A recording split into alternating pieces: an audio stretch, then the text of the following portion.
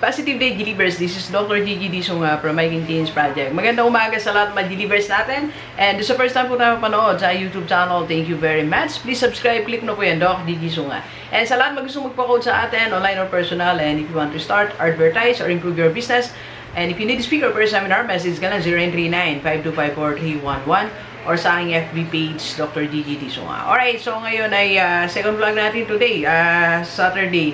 And ang topic natin, yan, out of the box solution, right? Sa problema natin at syempre sa ating negosyo. Kasi tayo po ay business channel. Ganun talaga. So, I just want to share yung, nagkaroon kasi ako ng chance sa manood ng TV ngayon. So, dahil wala tayong ginagawa. To be honest with you, for mga 3 years, napakadalang ko manood talaga. As in, for 3 years, yun when I started doing all these things, YouTube ko, Gigi's Corporate Training, Small Businesses Coaching, Consultancy, being a speaker, lahat ng yan, isa sa mga kinalimutan natin panonood ng TV, right? So, ngayon, nagkaroon tayo ng chance and I, napanood ko yung isang interview ni Jessica Soho kay Mayor Vico Soto. Mayor Vico Soto. Alam niyo, sabi niya dito, sabi niya, eto yung bungad ni, ni Jessica Soho. Maraming umahanga sa'yo because of the out of the box solution mo, right? May problema ngayon, di ba? COVID-19. That's our problem. So, sa lahat ng mga government officials, I think, isa siya sa mga nag-respond, nagbigay ng solution ng out of the box. Maraming nagbigay ng solution, pero traditional solutions. Traditional way. Traditional method, traditional process in handling the situations, handling the problems. So, ano ba yung mga out of the box na solution na binigay ni Mayor Vico Soto? Alright, so bago natin pag-usapan sa negosyo. So, ito, sabi niya dito, kasi ganito, may nakita akong post kay repost lang to, sabi niya dito, Dear Scientists, after you find a vaccine for this virus, can you please clone Vico Soto. Because of this, okay, so ito yung mga out-of-the-box solution ni Vico Soto. He is to distribute vitamin C, vitamin B complex to the barangays, right? And he even posted the purchases order with the price and discount availed of for transparency purposes. Number 2, he ordered 400,000 food packs for distribution.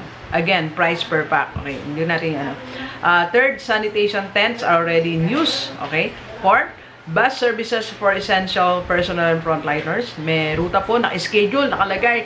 Anong schedule, anong oras? Yun ang inaanap ko sa ibang mga barangay. Anong oras? Anong mangyayari sa palengke natin? Walang announcement, no? Sa mga, nangangapay mga tao minsan hindi nila alam kung, what's the situation, di ba? Contingency plan, so as not to complete disabled transportation within Pasig. So, may, anti-panic buying and hoarding ordinance in place, strictly. Laid out plan if there will be confirmed case in the area. There are checkpoints in the area, but this doesn't stop the health worker and standby response team. Okay. 500 sets of backpack sprayers with disinfectants, complete with personal protective equipment. And one of my favorites, disinfectants, drone. Yan, disinfectant drones ang ginamit niya. And I think hindi lang sama dito, meron silang quarantine area para may kinonvert silang isang establishment para dun lahat ng mga PUI, PUM, yung mga persons under investigation and persons under management po ba yun? Okay. Alright, so anyway, yun po ang nangyari sa mga paligid natin, okay? May nagpapa-shoutout.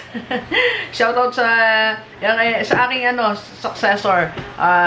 Dati assistant principal ko po siya ngayon. Principal na Asia Pacific College of Advanced Studies.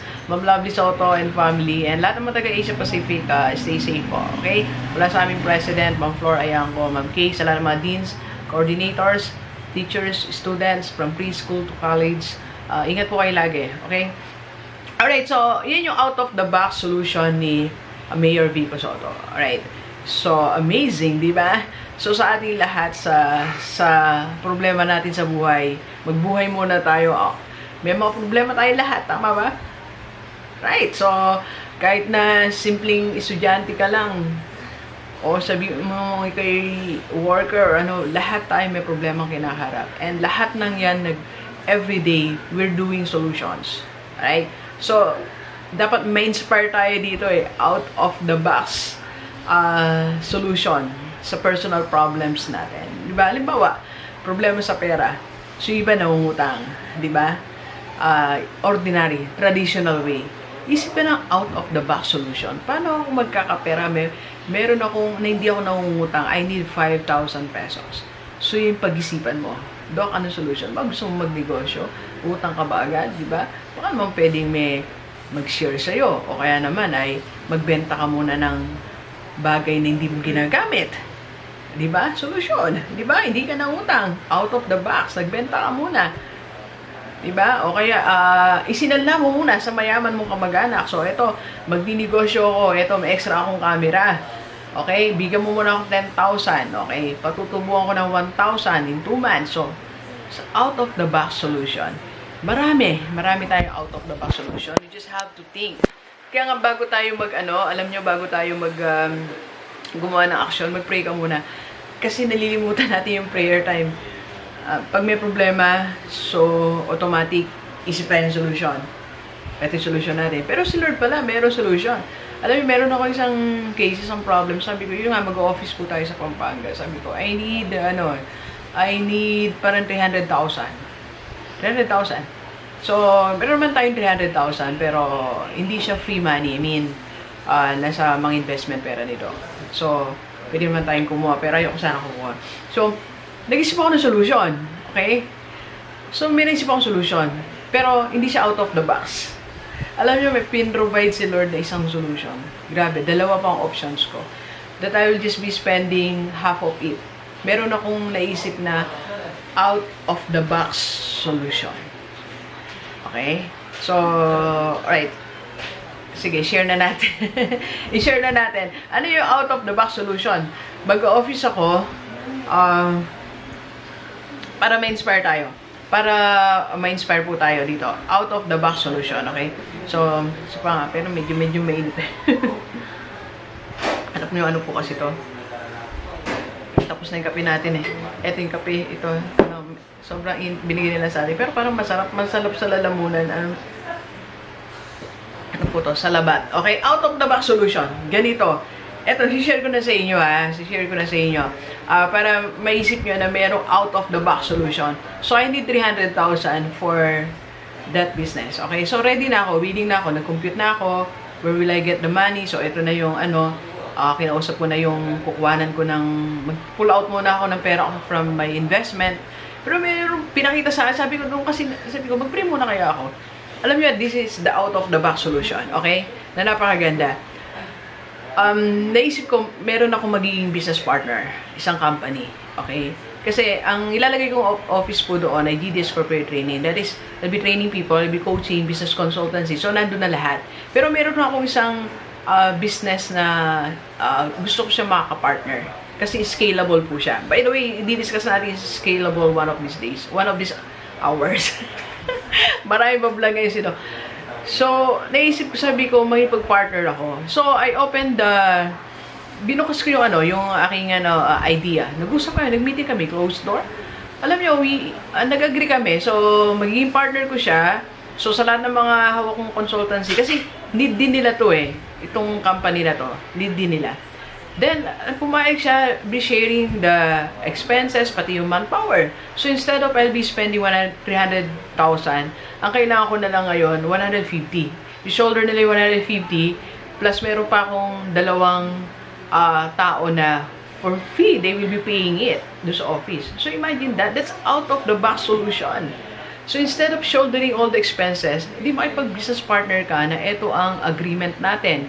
Share tayo sa payment, pati sa tao. Something like that. Okay? So, example lang yan. Example lang. Okay? So, yan yung unang-una. So, sa lahat ng may mga problema sa negosyo, yun yung una natin gawin. Think of never heard solution. Okay? So, hindi ko alam kung heard na yung ganun solution. Pero sa akin kasi, first time natin gawin yon. Dati kasi may mga businesses tayo, ang partnership ko lang, management lang. So, i-manage lang ng tao na yun. Ngayon, pati expenses, pati manpower, lahat.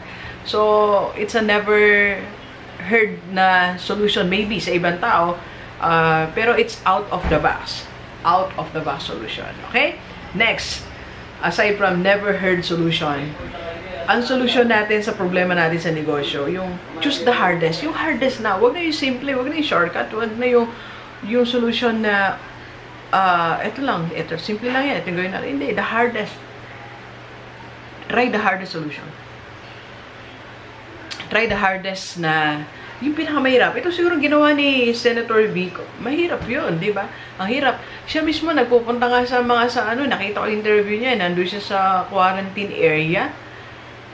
Di ba? Siya mismo naglalakad eh. Kaya nga, di ba, kaya nga may mga comments sa iba, nasaan na kanila. Pero baka may ginagawa, hindi lang natin nakikita. Kaya, kalma lang po tayo. Kalma lang sa mga kapitan, sa mga mayor natin. Hindi lang natin siguro nakikita, pero may ginagawa sila. Okay? And third, okay? Third, solution na out of the box sa yung negosyo is not suggested by 97%. Diba, pag may problema tayo sa negosyo or anything, may sinasuggest ang 97%. Ang 97% na yan, that's traditional. Diba? So, traditional lang yung 97 eh. Kaya nga, di ba, sabi ni Jim Rohn, you leave the 97% and follow the 3%. 97% of the people will give you traditional solution. Do not listen to that. Listen to the 3%. That will give you out of the box solution. Sa dami ng mayor natin, ilang nakaisip na mag-drone? Doon meron na pala sila existing eh. O ilan nakaisip na i-convert ang isang establishment para maging quarantine area. Ilan ang nakaisip na gano'n? Diba? 3%. 97% nasa traditional way pa rin ng buhay. Nasa traditional way pa rin ng business nila. Kasi they are listening to the 97% with an average mind. With an average solution in mind. Okay? Bigay ko ulit mga example ng 3% solution out of the box. Airbnb, paano sila nagsimula? Diba? Pinarent nila airbed with breakfast sa nangangailangan. Meron po kasi isang doon eh, para isang seminar. So wala na matuloy mga tao and besides, they need money. So ginawa nila, sige, parent natin Airbnb, airbed and breakfast. Yun po yun eh. Out of the box solution. Sino makakaisip that time na iparent ang yung space, airbed, pasama mo ng breakfast. That time, hindi natin maisip yung that time. Ngayon, common na sa atin, pero before, hindi. Di ba? Ano pa? Lala Move. Maisip mo ba yon? Lala Move na pag may naiwan kang document, tawag ka na, sila na. Di ba? Dati, bumabalik pa tayo eh. Babalik pa tayo, naiwan ko yung passport, naiwan ko yung ID ko, naiwan ko yung ganito kong documents. Di ba? May bumabalik pa sa atin. Hindi na eh. Lala Move. Call Lala Move. Di ba? Sa app nila. Angkas. Di ba? Solusyon sa traffic. Muntik na tayong mag-angkas, di ba? Yung ginagawa ko ngayon, alam nyo, siguro 8 out of 10 persons na nakakausap ko. Ito yung sinasabi nila sa akin, Doc, meron palang ganyan, no? Anong ganyan? Nung hindi pa ako nagre-resign, meron palang principal na vlogger out of the box. Normally, ang ginagawa ng principal, anong ginagawa ng principal pagdating sa bahay? Nagbabasa, nagsusulat, di ba? Simpleng buhay. Pero si Doc, after na maging principal that time, tuloy saan? Sa vlog, di ba? Punta sa mga restaurant vlog, eh, this Dr. Gigi, so, nagugulat ka sila pag sinasabi ka, I'm a principal, di ba? Out of the box. And even what I'm doing, meron pala, takang-taka sila dito sila mas nagtataka. Yung online coaching, meron palang ganun, Doc, nagtatanong sa'yo ng solution online, and they are paying $100. Out of the box. Solution. Diba? Ano solution mo? Ano yung solution ng negosyo mo? Diba? Sa mga nagsisimula pa lang na magnegosyo, think of out of the box. Yung online coaching, pwede pala yun. Diba? Paano ko i-manage ang pera ko? Pwede pala yun. Tatanungin ko lang si Doc. Tatawag ako sa kanya. Diba? Meron pang iba, diet coach. May diet coach. Why not? Diba ako nga, nagpunta pa sa Clark Medical City, naganap ng nutritionist. para lang i-guide ako sa pagkain. Yeah, I went there. So, nagulat nga siya eh. So, meron po, recommended ba ako ng doctor? Sabi niya na other doctor. No, doc, sabi ko, I went there. It's my personal decision. Nagulat siya eh. Sabi ko sa kanya, pwede ka maging coach, doc. Lagi mo sa diet coach, di ba? Ang dami na ngayon tao na tao dito, conscious sa kanilang health. Pati yung online exercise coach, meron. Online, nasa ibang bansa, nandito yung trainer. Online, tuturo ko anong gagawin. It's happening. Out of the box. Being a virtual assistant is an out of the box idea. Nangyayari na siya, pero isipin mo ba na yung tagasagot mo ng email mo eh nasa ibang bansa?